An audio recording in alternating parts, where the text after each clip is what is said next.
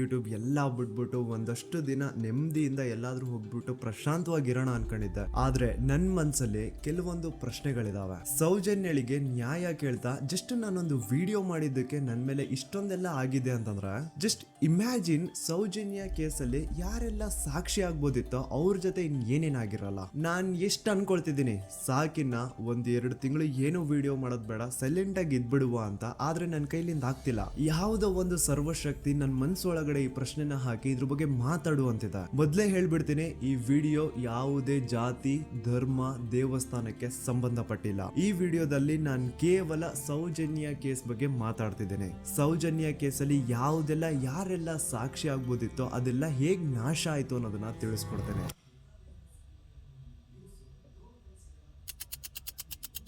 ನೆನಪು ಮಾಡ್ಕೊಳ್ಳಿ, 9 ಅಕ್ಟೋಬರ್ 2012 ಸೌಜನ್ಯ ಕಾಣೆ ಆದಾಗ ಸೌಜನ್ಯನ ಮನೆಯವರು ಅಂಡ್ ಊರಿನ 200-300 ಜನ ಸೇರ್ಕೊಂಡು ರಾತ್ರಿ 12 ಗಂಟೆವರೆಗೂ ಸೌಜನ್ಯಗೋಸ್ಕರ ಹುಡುಕ್ತಾರ.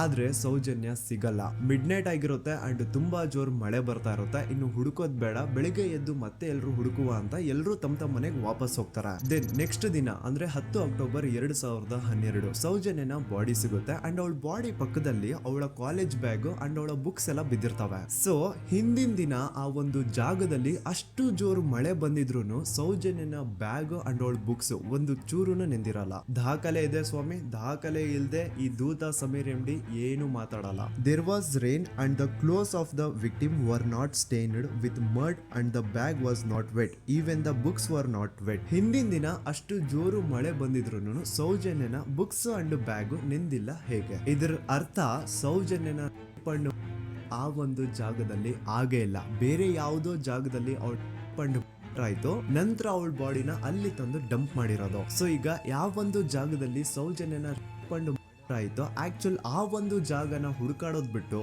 ಪೊಲೀಸರು ಉಲ್ಟಾ ಏನ್ ಮಾಡ್ತಾರೆ ಅಂದ್ರೆ, ಯಾವೊಂದು ಜಾಗದಲ್ಲಿ ಸೌಜನ್ಯನ ಬಾಡಿ ಸಿಕ್ಕಿತ್ತೋ ಅದೇ ಜಾಗದಲ್ಲೇ ಅವಳು ಆಗಿತ್ತು ಅಂತ ಪ್ರೂವ್ ಮಾಡ್ಲಿಕ್ಕೆ ಹೊರಡ್ತಾರ. ಇಲ್ಲಿ ಪೊಲೀಸ್ ಅವರ ಬುದ್ಧಿವಂತಿಕೆ ನೋಡಿ, ಯಾವೊಂದು ಜಾಗದಲ್ಲಿ ಸೌಜನ್ಯನ ಬಾಡಿ ಸಿಕ್ಕಿತ್ತೋ ಅಲ್ಲಿ ಅವ್ರದ್ದು ಯಾವುದೇ ಒಂದು ಒಳ ಉಡುಪು ಸಿಗಲ್ಲ. ಅದಕ್ಕೆ ಇವ್ರು ಏನ್ ಮಾಡ್ತಾರೆ ಅಂದ್ರೆ, ನೆಕ್ಸ್ಟ್ ದಿನ ಸೌಜನ್ಯ ಮನೆಗೆ ಹೋಗ್ಬಿಟ್ಟು ಅಲ್ಲಿ ಮನೆಯವರಿಂದ ಸೌಜನ್ಯನ ಇನ್ನರ್ ವೇರ್ಸ್ ನ ಇಸ್ಕೊಂಡ್ ಬಂದು ಅದನ್ನ ನಂತರ ರಿಪೋರ್ಟ್ಸ್ ಅಲ್ಲಿ ಇದು ನಮ್ಗೆ ಸೌಜನ್ಯ ಬಾಡಿ ಸಿಕ್ಕಿದ ಜಾಗದಲ್ಲೇ ಸಿಕ್ಕಿದ್ದು ಅಂತ ಮೆನ್ಷನ್ ಮಾಡ್ತಾರೆ. ಪೊಲೀಸ್ನವರು ಅವಳ ಪುಸ್ತಕ ಎಲ್ಲ ಹುಡುಕಾಡಿದ್ರು, ಯಾರಾದ್ರೂ ಫೋನ್ ನಂಬರ್ ಉಂಟಾ ಅಂತ ಹೇಳಿ ತುಂಬ ನಾ ಎಲ್ಲ ತೆಗೆದುಕೊಟ್ಟೆ.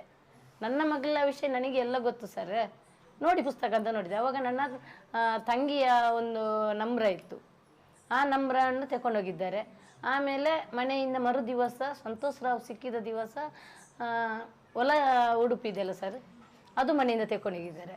ಅದಕ್ಕೆ ನಾವು ಒಂದು ಗುರುತಿಗೆ ಒಂದು ಸ್ಟಿಚ್ ಮಾಡಿಕೊಟ್ಟಿದ್ದೇವೆ, ನೂಲಿನ ಒಂದು ಬಿಳಿ ನೂಲಿನ ಒಂದು ಸ್ಟಿಚ್ ಮಾಡಿಕೊಟ್ಟಿದ್ದೇವೆ.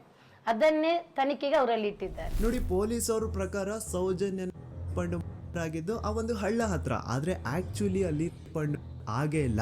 ಬಟ್ ಸ್ಟಿಲ್ ಈ ಒಂದು ಪಾಯಿಂಟ್ ನ ಪ್ರೂವ್ ಮಾಡ್ಲಿಕ್ಕೆ ಪೊಲೀಸ್ ಅವರು ಯಾವ ಮಟ್ಟಕ್ಕೆ ಹೋಗ್ತಾರೆ ಅಂತಂದ್ರೆ, ಯಾವೊಂದು ಜಾಗದಲ್ಲಿ ಸೌಜನ್ಯನ ಬಾಡಿ ಸಿಕ್ಕಿತ್ತೋ ಅಲ್ಲಿಂದ 50 ಅಡಿ ದೂರದಲ್ಲಿ ಸಂತೋಷ್ ರಾವ್ನ ಒಂದು ಟೆಂಟ್ ಹಾಕ್ಸ್ತಾರ.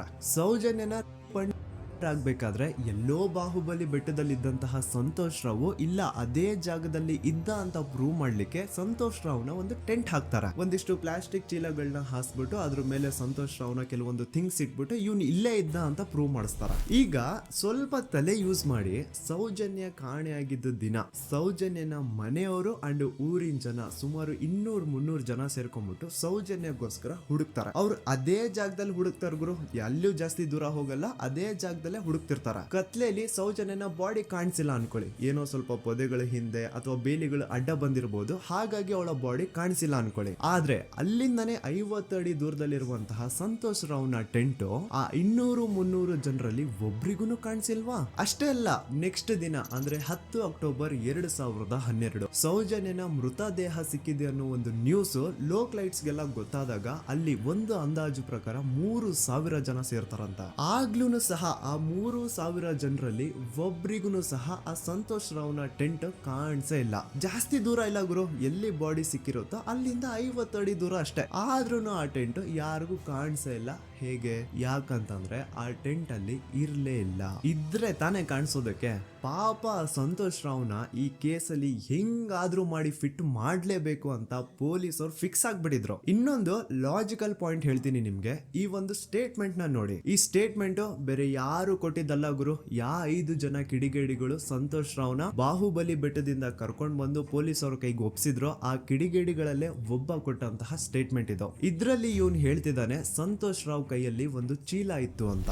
ಈಗ ಸಂತೋಷ್ ರಾವ್ನ ಅರೆಸ್ಟ್ ಮಾಡಾದ್ಮೇಲೆ ಅವನ ಕೈಯಲ್ಲಿದ್ದಂತಹ ಚೀಲ ಕೂಡ ಪೊಲೀಸ್ ಅವರು ತಮ್ಮ ಕಸ್ಟಡಿಗೆ ತಗೊಂಡಿರ್ತಾರ ತಾನೆ. ಹಾಗಿದ್ರೆ ಸಂತೋಷ್ ರಾವ್ನ ಚೀಲ ಅಂಡ್ ಅದ್ರಲ್ಲಿ ಇದ್ದಂತಹ ಅವನ ವಸ್ತುಗಳು ಪೊಲೀಸ್ ಕಸ್ಟಡಿಲೇ ಇರ್ಬೇಕೆ ಹೊರತು ಅದ್ಯಾವುದೋ ಕಾಡಲ್ಲಿ ಆ ಟೆಂಟ್ ಒಳಗಡೆ ಅಲ್ಲ. ಅಂಡ್ ಇನ್ನೊಂದು ಮೇನ್ ಇಂಪಾರ್ಟೆಂಟ್ ಆಗಿ ಸಂತೋಷ್ ರಾವ್ನ ಪೊಲೀಸ್ ಅವರು ಕಸ್ಟಡಿಗೆ ತಗೊಂಡಿದ್ದು 11 ಅಕ್ಟೋಬರ್ 2012. ಆದ್ರೆ ಅಫಿಷಿಯಲ್ ಆಗಿ ಪೇಪರ್ಸ್ ಮೇಲೆ ತೋರಿಸಿರೋದು 13 ಅಕ್ಟೋಬರ್ 2012. ಹಾಗಿದ್ರೆ ಆ 2 ದಿನ ಸಂತೋಷ್ ರಾವ್ನ ಪೊಲೀಸ್ ಸ್ಟೇಷನ್ ಅಲ್ಲಿ ಇಟ್ಕೊಂಡು ಪೊಲೀಸ್ ಅವರು ಏನ್ ಮಾಡ್ತಿದ್ರು? ಇದು ಇಲ್ಲಿಗಲ್ ಡಿಟೆನ್ಷನ್ ತಾನೆ. ಈಗಷ್ಟೇ ನಾನು ಡಾಕ್ಟರ್ ಆದಮ್ ಅವ್ರು ಕೊಟ್ಟಂತಹ ಪೋಸ್ಟ್ ಮಾರ್ಟಮ್ ರಿಪೋರ್ಟ್ ನೋಡಿದೆ. ಅಂಡ್ ಇದ್ರಲ್ಲಿ ಏನಿದೆ ಗೊತ್ತಾ, ಸೌಜನ್ಯ ಸತ್ತಾದ್ಮೇಲೆ ಅಲ್ಲ, ಅವಳು ಬದುಕಿರ್ಬೇಕಾದ್ರೇನೆ, ಅವಳು ಮಾಡ್ತಾ ಇರ್ಬೇಕಾದ್ರೇನೆ ಆ ದುಷ್ಕರ್ಮಿಗಳು ಅವಳ ಯೋನಿ ಒಳಗಡೆ 6 ಇಂಚು ಮಣ್ಣು ತುಂಬಿರೋದು. ಅಂಡ್ ರೀಸೆಂಟ್ ಆಗಿ ಬರ್ತಾ ಇರುವಂತಹ ಇನ್ನೊಂದು ಬಿಗ್ಗೆಸ್ಟ್ ಅಲಿಗೇಷನ್ ಏನು ಅಂತಂದ್ರೆ ಸಂತೋಷ್ ರಾವ್ ಬ್ರೈನ್ ಮ್ಯಾಪಿಂಗ್ ಗೆ ಒಪ್ಕೊಂಡಿಲ್ಲ ಅಂತವ್ರು ಪ್ಲೀಸ್ ಈ ಒಂದು ಡಾಕ್ಯುಮೆಂಟ್ ನ ಕಂಡ್ಬಿಟ್ಟು ನೋಡಿ. ಇಲ್ಲಿ ಸಂತೋಷ್ ರಾವೇ ಹೇಳ್ತಿದ್ದಾನೆ,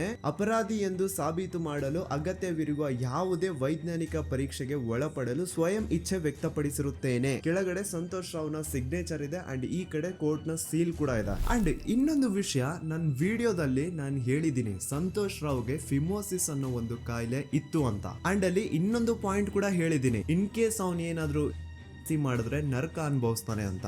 note that point. In case ನಾ ಸಂತೋಷ್ ರಾವ್ ಮಾಡ್ಲಿಕ್ಕೆ ನಾಲಾಯಕ್ ಅಂತಾನು ಹೇಳಿಲ್ಲ, ಲಾಯಕ್ ಅಂತಾನು ಹೇಳಿಲ್ಲ. ಇನ್ ಕೇಸ್ ಮಾಡಿದ್ರೆ ನರ್ಕ ಅನುಭವಿಸ್ತಾನೆ ಅಂತ ಹೇಳಿದ್ದು. ನೋಡಿ, ಹೇಳ್ತಾ ಹೋದ್ರೆ ಬೇಜಾನ್ ಇದೆ. ಆಸ್ ಎ ಯೂಟ್ಯೂಬರ್ ಆ ಕೇಸ್ ಫೈಲ್ಸ್ ನ ನೋಡ್ತಾ ಇದ್ರೆ ನನ್ಗೇನೆ ಬೇಜಾನ್ ಡೌಟ್ಸ್ ಬರ್ತಾ ಇದೆ ಪೊಲೀಸ್ ಅವರ ಇನ್ವೆಸ್ಟಿಗೇಷನ್ ಮೇಲೆ. ಸೊ ಅದನ್ನೆಲ್ಲ ಗಮನದಲ್ಲಿ ಇಟ್ಕೊಂಡು ನಾನ್ ಹೇಳೋದಿಷ್ಟೇ, ಈ ಒಂದು ಕೇಸಲ್ಲಿ ಯಾವ ಆಂಗಲ್ ಇಂದನೂ ಪೊಲೀಸ್ ಅವ್ರ ಕಡೆಯಿಂದ ಫೇರ್ ಇನ್ವೆಸ್ಟಿಗೇಷನ್ ಆಗಿಲ್ಲ. And I clear my point. ಈಗ ಈ ಒಂದು ಸೌಜನ್ಯ ಕೇಸಲ್ಲಿ ಯಾರೆಲ್ಲ ಸಾಕ್ಷಿ ಆಗ್ಬೋದಿತ್ತು, ಅವ್ರ ಜೊತೆ ಏನಾಯ್ತು ಅಂತ ಹೇಳ್ತೇನೆ. ಮೊದಲನೇದಾಗಿ ರವಿ ಪೂಜಾರಿ. ಇವನ್ ಬಗ್ಗೆ ನಾನು ಫಸ್ಟ್ ವಿಡಿಯೋದಲ್ಲೇ ಹೇಳಿದೀನಿ. ಆ 5 ಜನ ಕಿಡಿಗೇಡಿಗಳು ಯಾರು ಸಂತೋಷ್ ರಾವ್ನ ಪೊಲೀಸ್ ಅವರಿಗೆ ಅರೆಸ್ಟ್ ಮಾಡಿಕೊಟ್ರು ಅದ್ರಲ್ಲಿ ಇವನು ಒಬ್ಬ. ಸೊ ಈ ಸೌಜನ್ಯನ ಕೇಸ್ ಯಾವಾಗ CBI ಗೆ ಟ್ರಾನ್ಸ್ಫರ್ ಆಗುತ್ತೆ ಅಂತ ಗೊತ್ತಾಗುತ್ತೋ ಈ ರವಿ ಪೂಜಾರಿ ಉರ್ಲಾಕೊಂಡು ಸತ್ ಹೋಗ್ತಾನೆ. ರವಿ ಪೂಜಾರಿ ಹಾಕೊಂಡು ಸತ್ ಹೋದ ಅಂತಾರೆ, ಆದ್ರೆ ಅವ್ನು ಹಾಕೊಂಡೇ ಸತ್ ಹೋದ ಅಂತ ಯಾರು ಐ ವಿಟ್ನೆಸ್ ಇಲ್ಲ. ಹಾಗಾಗಿ ಇವನ ಒಂದು ಸಾವು ಒಂದು ನಿಗೂಢ ಸಾವಾಗಿ ಉಳ್ಕೊಂಡ್ಬಿಡ್ತು. ಇನ್ನೊಬ್ಳು ಬಂದು ವಾರಿಜಾ ಅಂತ.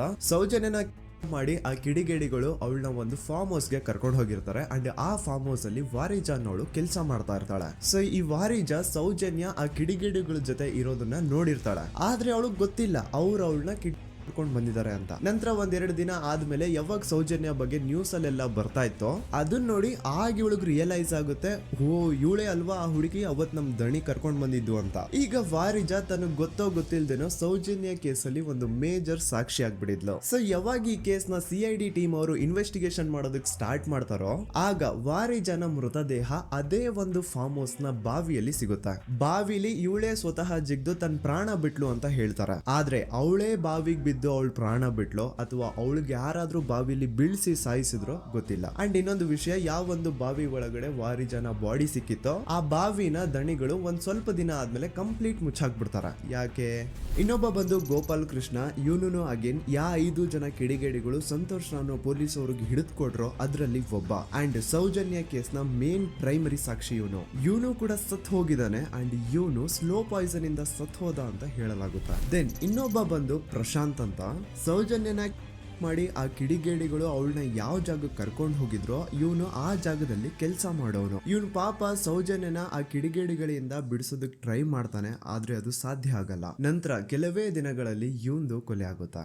ಯಾರೆಲ್ಲ ಯಾವುದೆಲ್ಲ ಈ ಕೇಸಲ್ಲಿ ಸಾಕ್ಷಿ ಆಗ್ಬೋದಿತ್ತೋ ಅದೆಲ್ಲ ನಾಶ ಆಗುತ್ತೆ. ಸೊ ಇದೆಲ್ಲ ನಿಜವಾಗ್ಲೂ ಕೋಇನ್ಸಿಡೆನ್ಸ್ ಅಥವಾ ಎಲ್ಲಾನು ಸ್ಕೆಚ್ ಹಾಕಿ ಮಾಡಿರೋದ. ಇನ್ನೊಬ್ಬ ಬಂದು ದಿನೇಶ್ ಅಂತ.